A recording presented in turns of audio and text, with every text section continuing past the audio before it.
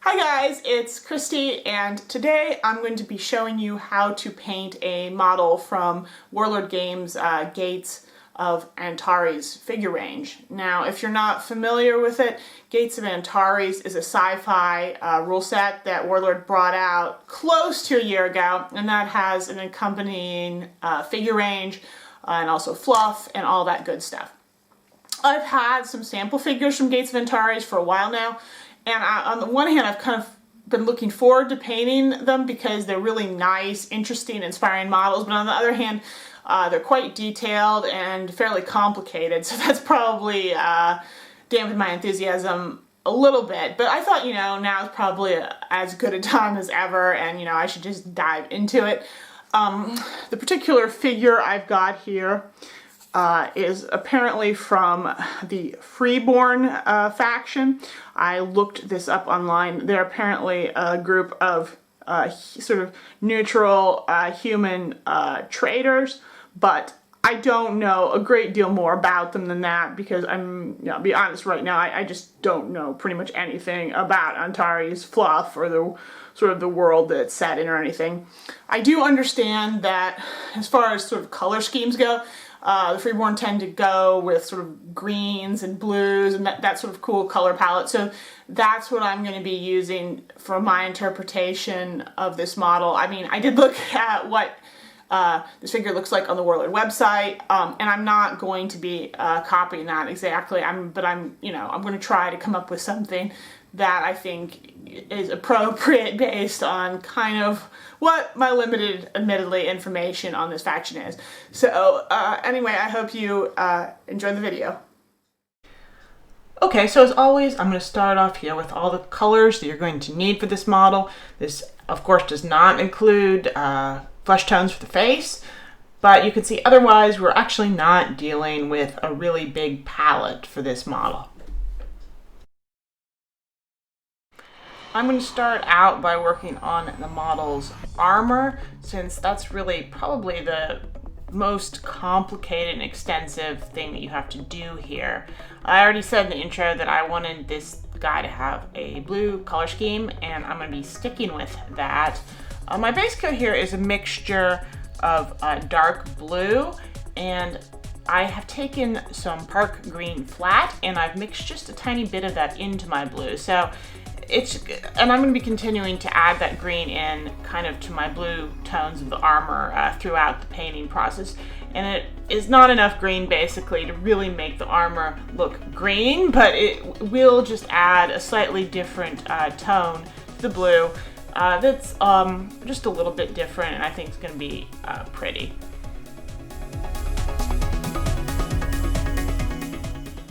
With the base coat dry, I'm going to go back in now with Citadel Azurban Blue Wash and apply a pretty heavy layer of that everywhere. The only thing is you want to make sure there's no pooling on any of the sort of smooth surfaces. You really only want this dark blue to kind of flow down into the crevices.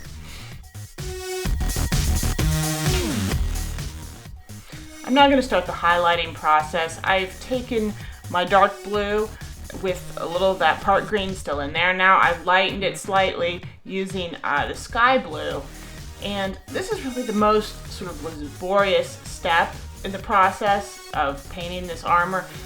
Your first highlight, it really has to go pretty much everywhere except sort of the divisions between the armor plates. So you really have to be very careful and thorough when sort of blocking this in. As we sort of apply progressive highlight layers on top of this, we're going to have to apply sort of smaller and smaller areas. So it basically gets simpler from this point out, but this first layer in particular is going to take you a lot of time. I'm using a number 0 brush here. If you want to do a good fine job, then that's really necessary. This is some way similar to painting like Games Workshop Space Marine models, except it's actually probably harder because this model is smaller, it has more realistic proportions, I would say, so the areas you have to deal with are more delicate and fine, and the casting on this model is not really top-notch, and that also makes the painting a little bit more tricky. But the main thing here is you're not really wanting to worry about blending so much. It's just really trying to apply the paint really precisely and carefully, and really just make sure you properly delineate all of the different pieces of armor, because if you do this first step well, if you're really careful in picking out the different segments, it's going to get much easier later with sort of the higher highlights.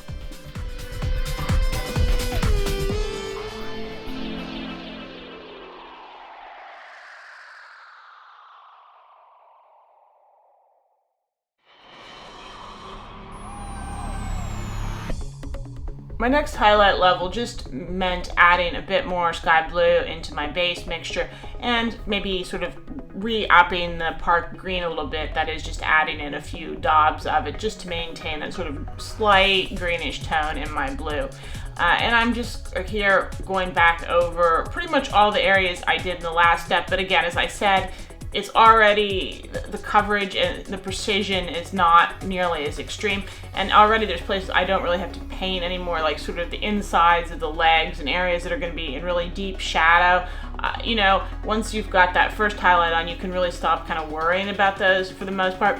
At this point, you can really see I tend to always, with the brighter highlight colors on these armor plates, try to start from the outside edge of the plate and then sort of blend inwards.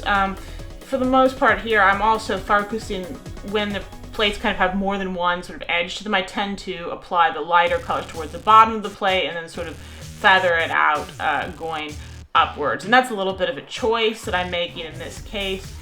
And one nice thing when you're worrying about sort of fantasy sci-fi type armor like this, you know, it doesn't, you know, you can do it various ways and still have it look good because it's fantasy, and, you know, your lighting choices don't always have to be conventional.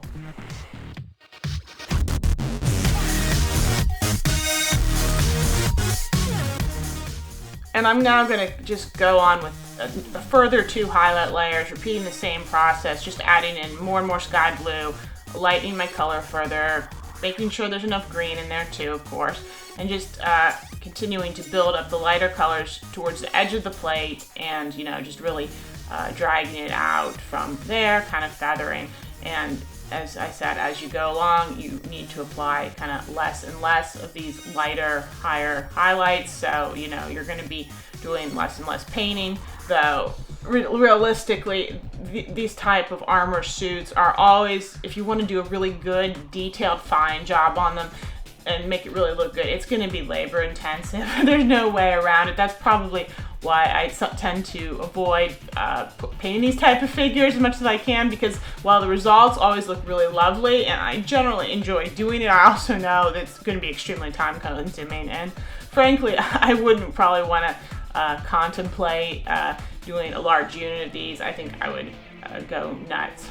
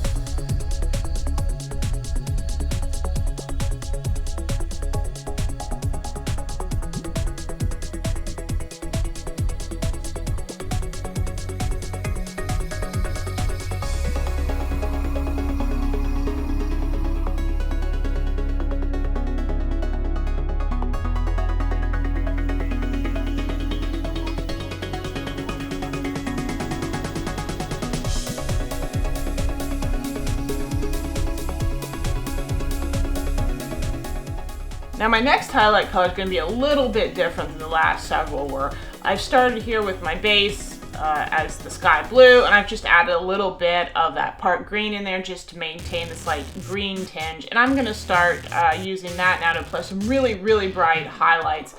I'm basically following the same rules I was before about applying it to the edge first and blending it out, but I'm applying it much more sparingly. I've got really thin paint here, and I'm going to be starting to kind of try to get some sort of shiny effects going on a little bit with the armor. This is not really non-metallic metal exactly what I'm doing here, but it's sort of in that same idea, using the really bright highlights to give some sort of slight reflection like looks just by really applying this extra bright highlight on areas where I think light might hit or reflect or kind of bounce around, and making maybe it look like there's a little bit of shininess going on, especially by applying really thin, sharp edge highlights to the plating with this color. And yeah, I mean, it's not going to be edge highlights everywhere. I am obviously applying the color a little bit more extensively than that, but you can see I'm making a real effort to sort of definitely build up areas of shininess where you can see that there's some sort of, I'm trying to get the idea that there's some kind of unusual lighting effects going on sort of the armor surface here.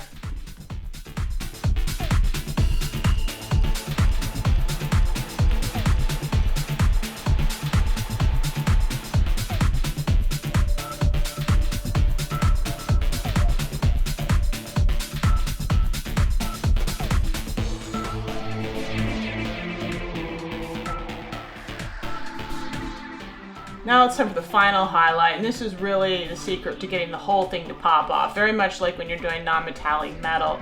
This last layer, you're not applying very much, you're applying very thin, very fine sort of lines of color for the most part, but it's what really brings the whole thing together. This color is really just the sky blue, again, part green still in there, but I've lightened it further with some ivory just to get, you know, a really bright, very almost white blue color. And you can see I'm applying this overwhelmingly just as an edge highlight. And you see that with the non-metallic metal too, that you often have a very bright edge highlight running along otherwise darker areas, and that gives it that sort of reflecty metal quality. And it's not quite like metal here, but it sort of has the same result. It makes the whole thing pop, and it gives it this sort of, you know, I don't know how to describe it best, this sort of more reflective surface, I guess, than what it would normally have. There are a few areas where I'm going to be applying it a little bit and blending it a little bit further in, but for the most part, it's really going to be an edge highlight. You should not be using this lightest color as an edge highlight if you've got more shadowed areas. That would be too extreme. This should be really the edge highlight on areas that are already light. So if you want to put edge highlights on some more darkened areas, if you do it at all, you should probably use the shade from kind of the last step for that, or maybe even a slightly darker color. Now I'm going to be moving on to some of the fabric elements of this costume. I decided that I would make the lining of his cloak and also sort of his loincloth and that kind of thing in another blue shade, just kind of a darker blue shade with a slightly different tone to it. My base coat here is Vallejo German Gray, and I've added some of the dark blue to that. It still looks pretty gray here. So it's more German gray really than blue, but it's not going to stay that way for long.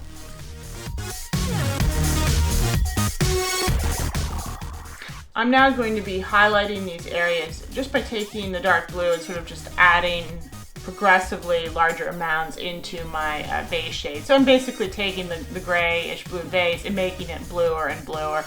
And I'm basically just applying the color here to you know, the sort of the largest areas where the most light is going to be hitting to the tops of any folds or wrinkles, basically, and then blending it out from there and pulling it down into sort of the more darker shadow colors.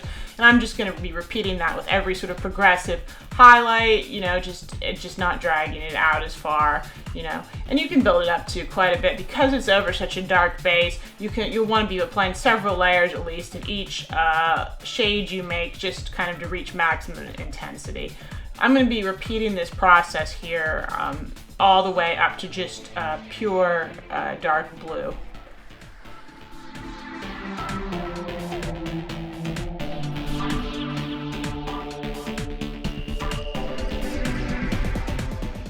Once I hit pure dark blue, I'm going to go and highlight things just a little further, and I'm going to do that just by adding a little bit of sky blue into my dark blue.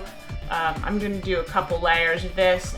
Same process, just building it up on first on the areas where the most light would be hitting, and then sort of dragging it out from there. Don't go like too far with this, obviously, because you don't want this to get nearly as bright as his body armor.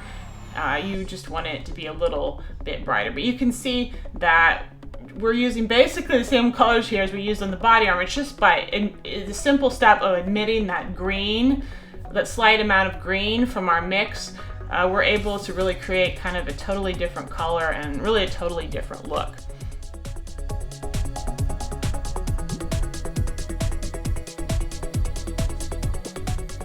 Now the outer area of his cloak and also some of those sort of tassels, I guess, attached to his loincloth, I'm going to be doing in sort of a gray-white shade. I'm basically in these areas here using sky gray. I have taken just a hint of sky blue too and added into my mix. Not enough really to make the color appear blue, but just to add just a slightly different value to that gray that I think will unify it a little bit better with the rest of the blue in his uniform.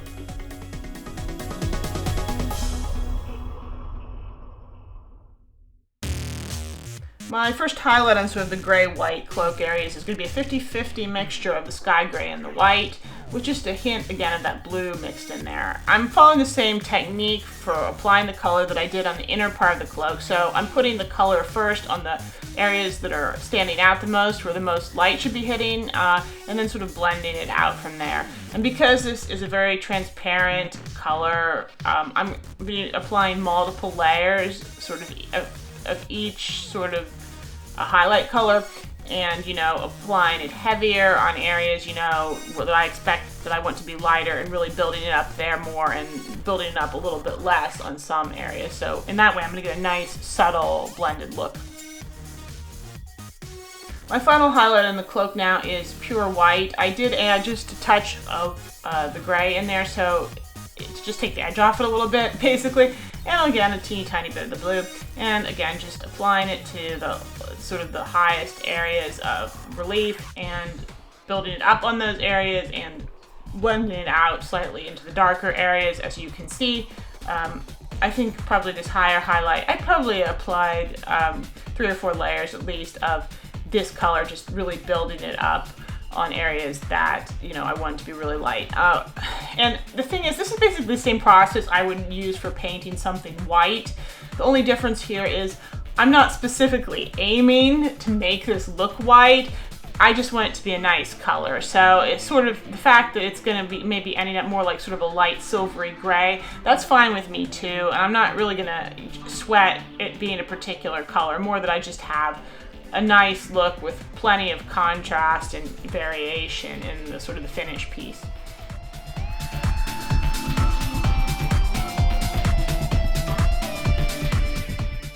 Now, the next thing I want to do is some sort of decorative elements on the cloak. There are some actually sculpted sort of decorative bits you can see here that I need to paint, but on their website and their example models, they also had some free-handed decorative elements, which I really liked a lot, so I'm going to be replicating those here as well. My color that I'm working with here is sky blue, and I've just added a slight bit of the dark blue to get just a shade that's not quite so bright to start out with. And I made sure it's really nice and thin here because I have to really apply some fine detailed line work. I've got my number 0 brush, and the patterns that I saw on the website, sort of some various sort of large circles that kind of intersect with each other or in various ways, and also some lines that sort of bisect them as well. The trick to this pattern seems to be not to overdo it, just to apply a few elements kind of, as accents, and don't really worry about putting them all over.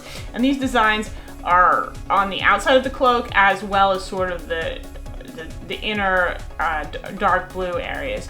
But I'm able to use the same color here basically and have it, I think, look, equally good. So this is kind of my base coat color that I'm using to rough in the lines, kind of figure out their position and everything.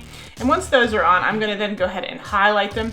And I'm going to do that by taking some sky gray first, or sorry, not sky gray, some sky blue, and using that over the lines to lighten them up.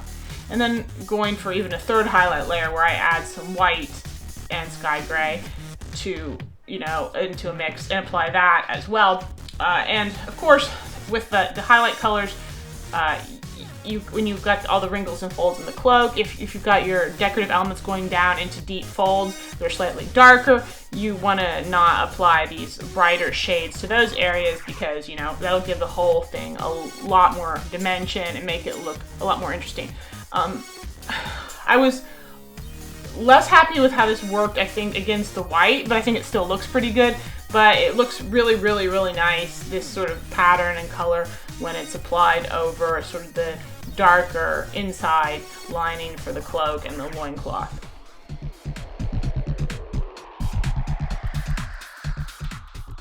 Now, this gun that he's carrying, it seems to be some sort of futuristic energy weapon. The example on the website, the front part of it was sort of painted in some glowing blue type colors, so I'm going to be doing that too. I'm going to be using the colors that I've had throughout the process. So I'm base coating here with the dark blue, and I'm then just going to be building it up basically by mixing in the sky blue and making it lighter and lighter and lighter. This area on the gun is very fine and very detailed, so there's not really a lot of room for blending. You don't really have to worry about that. You just need to make sure you have a really fine, tiny brush and your paint flows really well. And you just need to go in there and very, very carefully pick out and highlight all of the sort of different little ribs and fins and just keep building it up. I went all the way up to pure sky blue here and then finished with a mixture of white and sky blue. And those lighter colors, I really, as you'll see, I kind of applied more towards the tip and the front of the gun, and certainly along the top. And then I left sort of the areas towards the back and in those sort of middle recessed panels, a little bit darker. You can do this different ways. It's kind of up to you. And if you make any mistakes at any point, you can always go back in with some just pure dark blue and use it to sort of line around areas that you kind of messed up a little bit. It's not too bad really to do here. Once I finished with highlighting all the way up to close to white, I decided that I'd gotten a little too light in some places, so I made a glaze by mixing my glaze medium with some dark blue, and I kind of applied that towards the back side of the gun and blended it out a little bit so that I basically ended up with a gun that was kind of more light and glowing really towards the front, and then towards the back it sort of got a little bit darker and more faded out. I think the end result is nice. I think you could probably spend kind of more time with this gun and get a better sort of more interesting, kind of exciting looking glowing effect here. But I wasn't really too concerned about this. I just was kind of looking for something that I thought was attractive and serviceable and kind of fit with the overall look of the model. And I think it worked pretty well for that.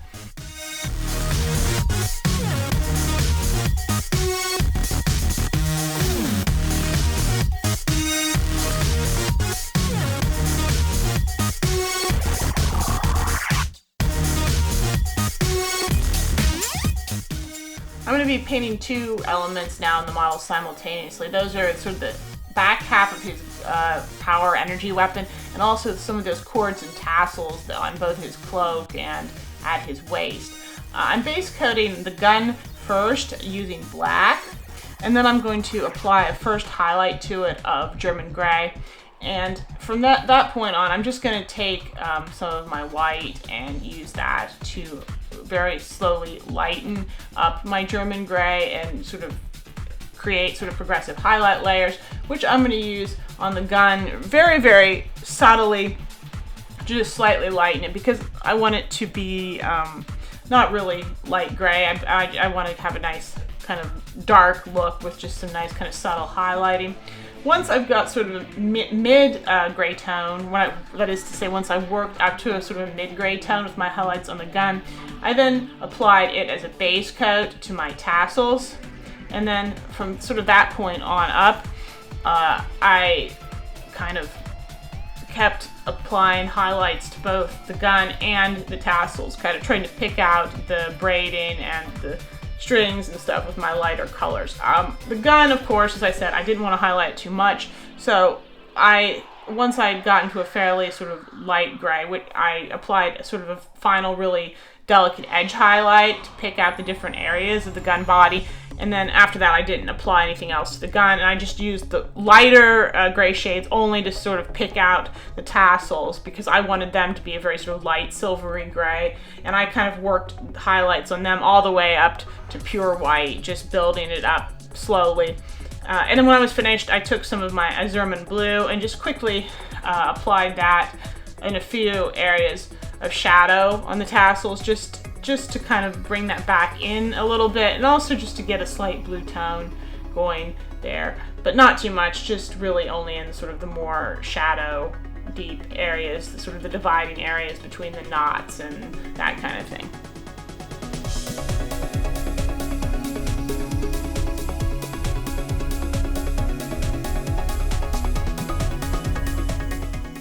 Now there's only one element left to paint now on the model, and that's his belt and belt patches. And these are really the only elements that I'm going to be doing in kind of a warm color that's completely unrelated to the colors and paints I used elsewhere. I'm base coating here with some Vallejo German Camouflage Black Brown, and then I'm going to make a highlight shade by taking some red leather and mixing that into the base first and applying that kind of carefully.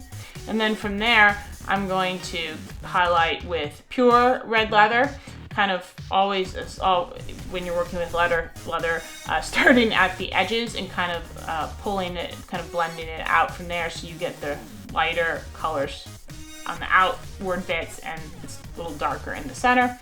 And then after I put the pure red leather in, I then took and added a little bit of Vallejo Ivory in to get sort of a more even lighter shade, and I used that really just as a sort of a very fine edge highlight on some of the corners of some of the pouches and stuff like that, where I knew there was going to be a lot of light hitting, or I wanted it to look like there was a little bit of extra wear.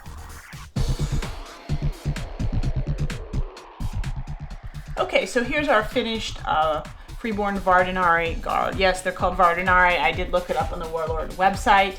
I overall really like how this model came out, though I won't lie, it was very time consuming. Painting this style of power armor is always really a pain in the butt. It's really slow and very sort of anal precise work if you want to get a good job and nice results. And I don't even think I did as good a job as I could have, but I mean, it is one of those things for me at least where the time really gets away from me. I kind of get obsessed with getting a nice look and a good blend and a good job, and I tend to end up spending a lot more time on it than I really mean to.